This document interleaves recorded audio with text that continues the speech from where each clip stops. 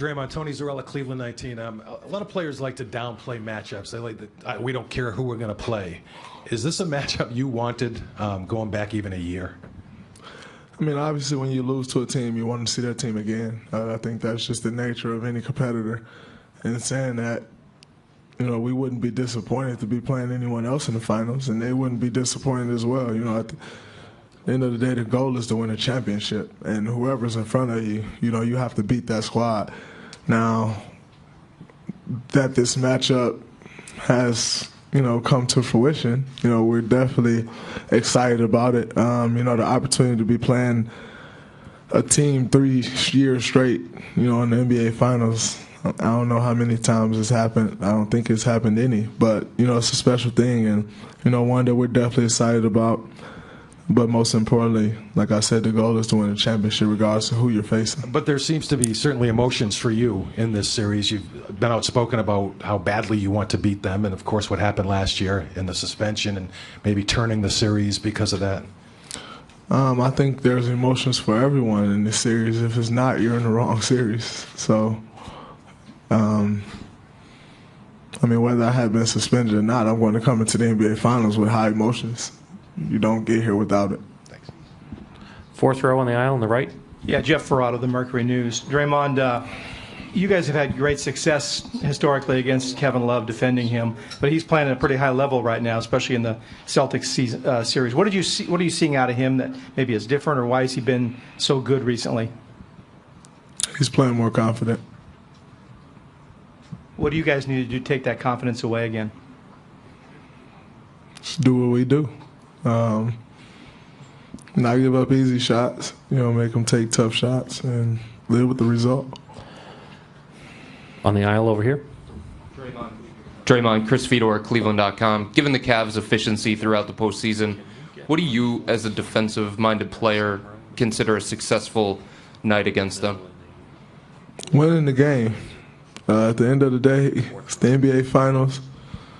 You're not trying to have some high offensive efficiency rating or, defensive efficiency rating.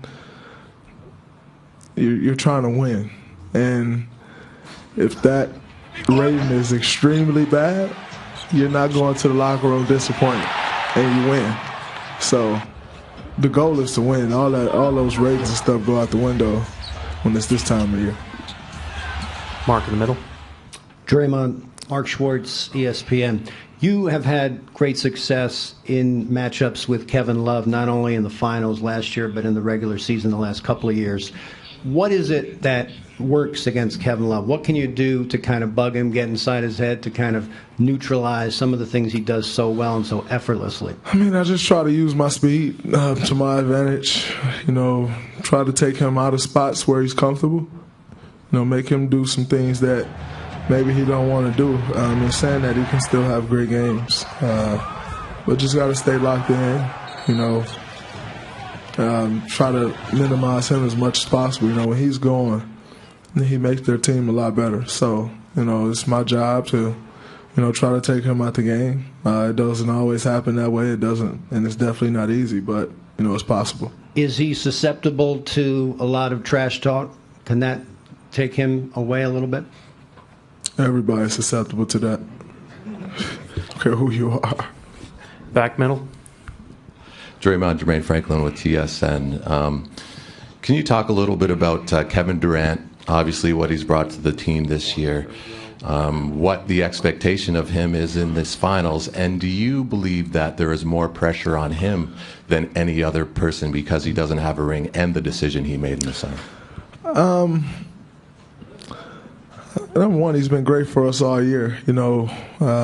Just from what he's added to this team, giving us that option of, when we're maybe struggling, our shots aren't falling, we got a guy we can go to that's going to go get a bucket or get to the free throw line and stop the bleed.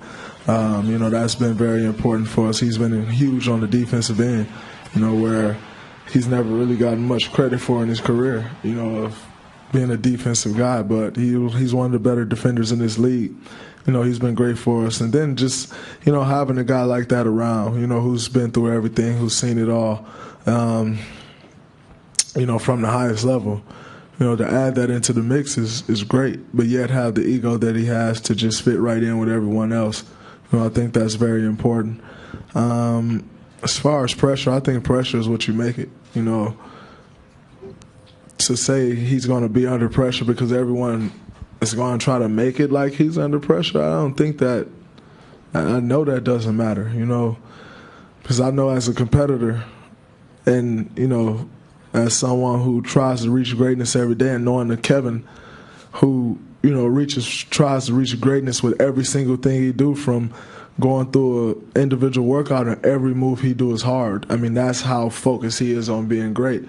No one would be able to put more pressure on him than he's going to put on himself, or expect more than, for what he's going to think of himself. That decision is what it is. It was made a year ago, and it's behind us. We're happy to have him here. We're playing the NBA championship, and that's all that matters. It's not Kevin came here, you have to win a championship. That's the goal, But I mean, when you're trying to reach greatness, pressure comes with that. It's not necessarily that people are going to make more pressure, come with it because of what they think. Can care less what everybody else think. He wants to be great. He's going to go out there and try to reach greatness, and with that comes pressure from yourself more than anybody can ever put on you. Third row on the right. Draymond, Davide Chinellato, Gazzetta Italy. What do you think make your team so special as to win 12 games, the first 12 games in the playoffs? And what do you think is going to take you to win game 1 of this series? I think always just trying to stick to the game plan, using each other on the offensive and defensive end, playing together. I think we have a special type of basketball that we play, and, it's been successful for us. As far as game 1 goes, it's just come out and play our brand of basketball. I think when we do that, we're tough for anyone to beat, and we come out, don't turn the ball over, just get a shot up each and every time. I think, the odds are in our favor when we do that and get it done on the defensive end. We get out and run, and, we generate offense that way. All the way in the back left. Adam Kilgore with the Washington Post. Draymond, getting suspended last year in the finals, how much have you had to kind of carry that with you? What did you learn from it? And, now that you're back here, what's kind of your perspective on that whole experience? I don't really carry it with me. I'm a firm believer in shit happens, and carrying it with you for what? I carried the lessons that I learned with me, but the actual incident, I put that behind me a long time ago. The things that it taught me, it's put me in the position where I am today. I feel better than I've ever felt emotionally, and,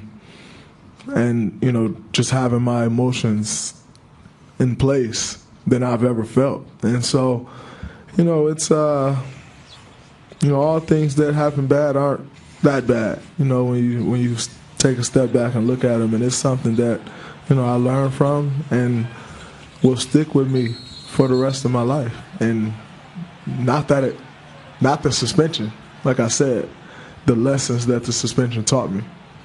Raymond, Greg Logan, New York Newsday. Just kind of following up on that, this team had so much in the way of expectations last year, coming off 73 wins, and then to lose the way you did those 3 straight losses. What was the internal conversation among you guys coming into this season? How much did that hurt? How much did it motivate you to get back to this spot? The same conversation coming into every season. Goal is to win a championship, and I don't really think you need extra motivation to do that. You don't come into the season, oh man, we lost a 3. I don't know if 3-1 has been mentioned in our locker room one time this year. It's just not something that when you're chasing greatness, that's the expectation.